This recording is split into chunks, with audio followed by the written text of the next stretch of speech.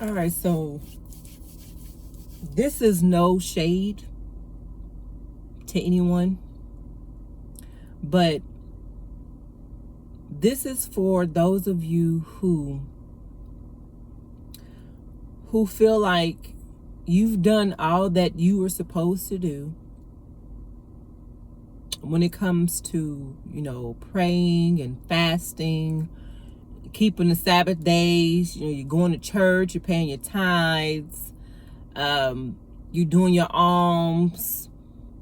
For those of you who keep the feast days, you're keeping the feast days. But yet, it seems like nothing's happening. Or you'll come to a point where you see things begin to open up and you get all excited, like, yes, my prayers are finally being heard.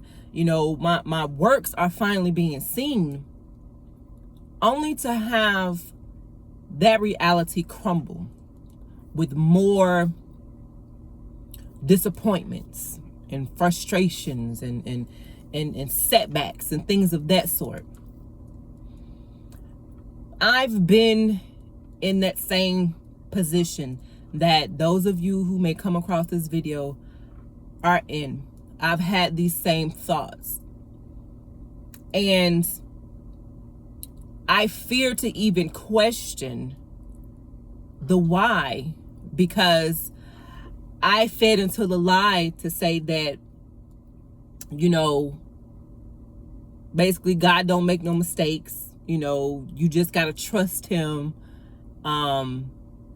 And you got to suffer through whatever the case may be. I fed into all of these lies, all of them. And I was going hard. I was going hard. But there was always this question in the back of my mind that went unanswered. Like, I'm doing all that I'm supposed to do. Why can I seem to get ahead? It's like I'm looking at these people who are not serving you, who are not keeping these Sabbath days, who are living life however they please, so-called fornicating, adultery, doing all types of things, and they seem to be prospering. But here I am, I'm doing what the book says do, but nothing's happening for me. Why is that? What am I doing wrong? Well,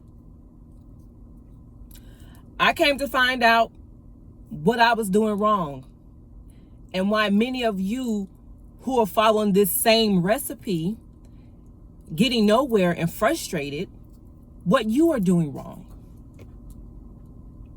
Now, what I'm about to say is for those who always have questions, like what you've been taught in the church, as far as religion goes, as far as even God goes. You always had questions. You've always had doubts.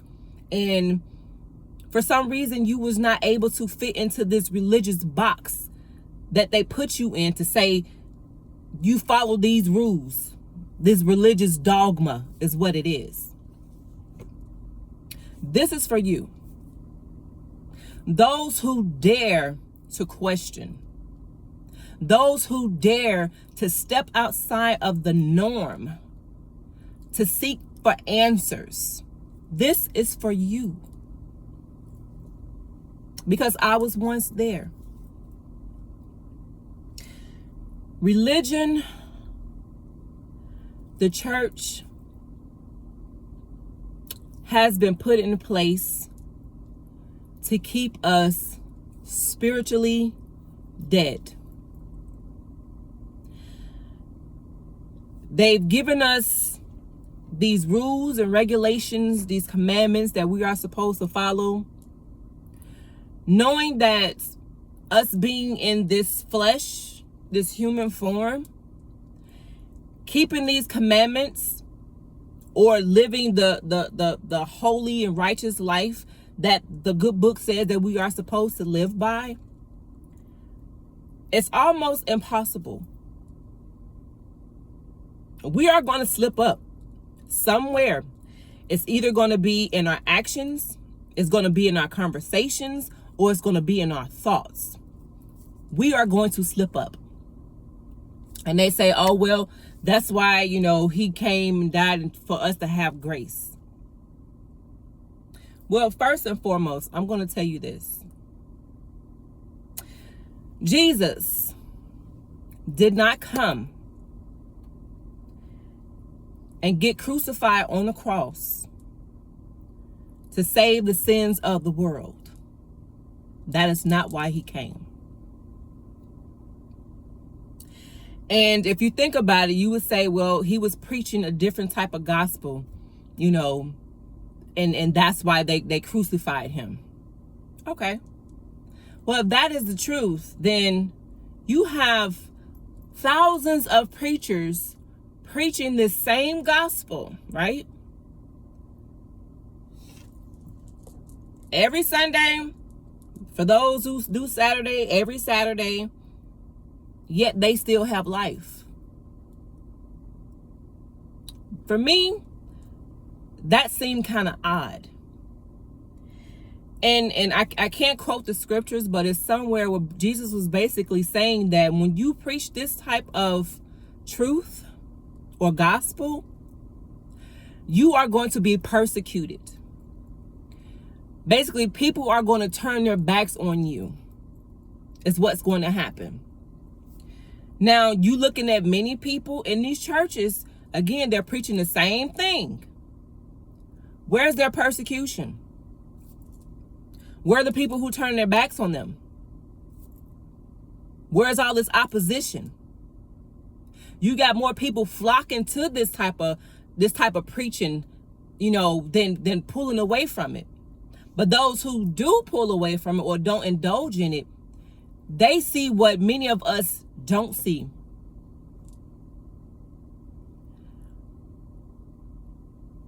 The preaching that has been deemed as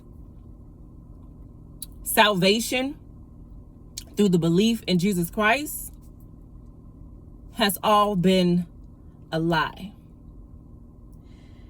And I know that it's going to be hard for a lot of you to believe that, because you have been basically indoctrinated. And they put the fear of God in you to say, if you don't do this, then you're going to go to hell. There is no heaven. There is no hell as we know it in the Bible. In actuality, where we are right now, this is considered hell.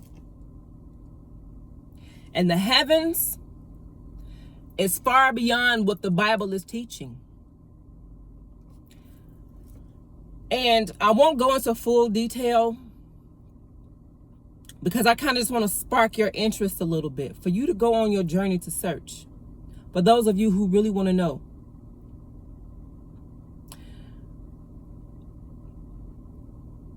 The reason why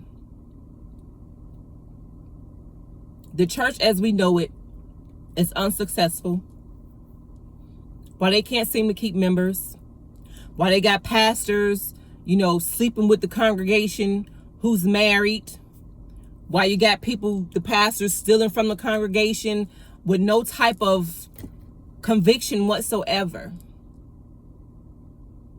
Well, all this stuff, why you got the church becoming more like the world, is because the gospel in which they are teaching us is not the gospel in which Christ taught. It is not. What Christ was teaching is how you become, in order for you to be set free, in order for you to be delivered, you have to come into knowledge, gnosis or gnosis, of who you are, We are not this flesh. This right here is just, let's say this is your ship.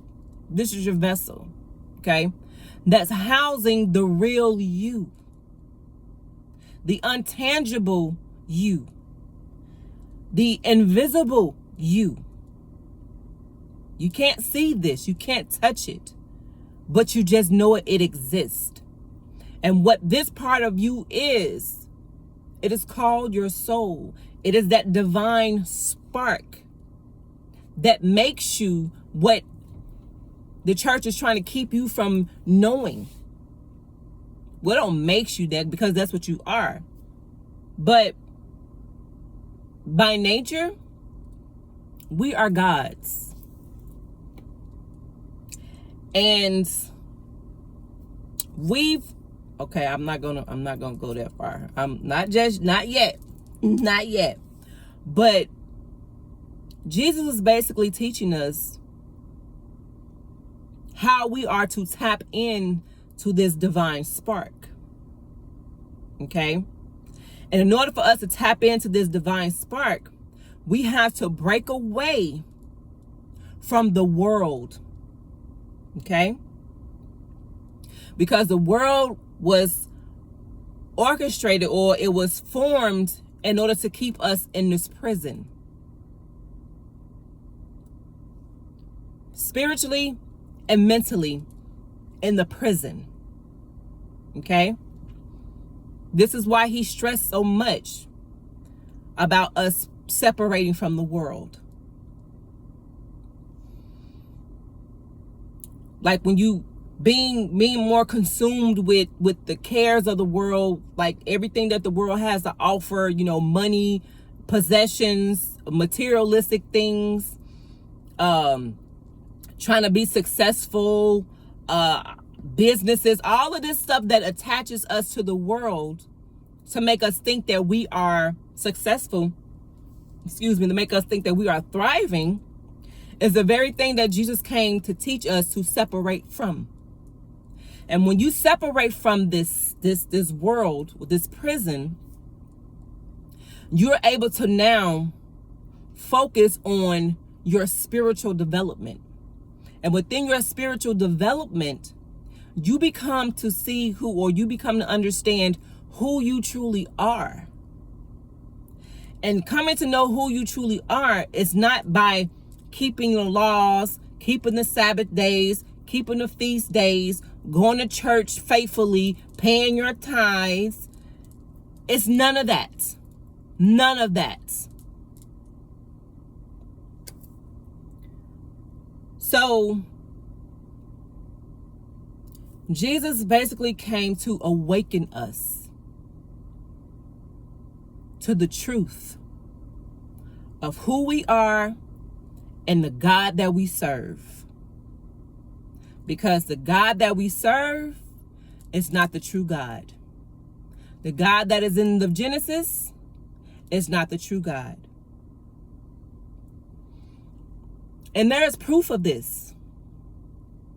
Proof of this can be found in those lost books. Well, they're not lost now, but in the Gnostic Gospels. It can be found in those books. It can be found in the Gospels of the Egyptians. Okay? The Gospel of Sophia. The Gospel of Judas. Yeah.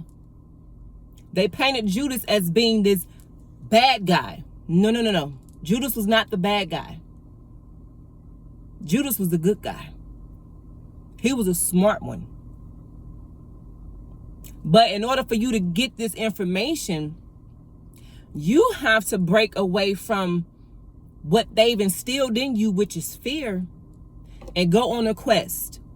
Search out these books. Read these books for yourself. And they will say these books are false. These books are fairy tale. These books are heresy. Why were these books called this? Because if these books would have stayed in circulation, if they would have been in the book, the Bible that we read, the standard Bible, there would be no churches. There would be no pastors making a profit off the congregation. there would be no room for them to control us. And they knew this, so they took it out. That's why Jesus said, those who seek will find. You have to seek this. You understand? Because he knew that they were going to take this information and they was going to burn it. However they feel the need to get rid of it, they were going to get rid of it. But there was some sages back then. There was some Gnostic Christians back then who hid some of this information in jars and buried it, so that years later, hopefully this information will be found out. And I believe it's the Nag Hammadi is what it's called, Nag Hammadi. And I think it's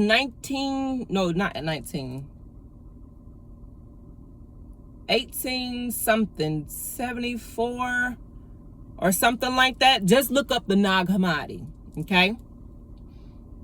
Everything you need to know, those missing pieces, because I know that some of you all have read the Bible and you felt like something is off about this. There's something missing here. That's because it is. Those pieces that have been hidden to keep you from being awakened to the truth. So, this right here is your responsibility to seek. And that's why he says, seek ye first the kingdom of heaven and all his righteousness, and all these things will be added unto you. And then somewhere, and he said that they will tell you to look here or look there, but the kingdom is not that of this world. It's not something that's tangible. The kingdom of heaven dwells within you. It's in each and every last one of us. It's that divine spark. In order for you to access that part of it, or the kingdom, you have to learn how to go within. And it's not going to take no church. It's not going to take no preacher, no teacher. You know, keeping these laws and Sabbath days and this, that, and the third. That's not it. And that's why you're still in this position of feeling stuck. Like nothing is happening. I'm doing all that I'm supposed to do, but nothing is happening. That's because you're following the wrong gospel. That's why. But in time, I'll reveal more, a little bit at a time, because I'm still grasping all of this. It's a lot. It is a lot of information, a lot that they have hidden from us. It's a lot. But that's going to conclude this video. Until the next one, I'm going to say, if there's something in your spirit, in your soul, that's tugging on you to say there's more than what's being shown, what's being told, listen to your soul. That is that divine spark. That is that part that's connecting us to the real God, the real Father, that's telling you to go on your quest to seek the truth, that you may be free. All right, until the next one, peace.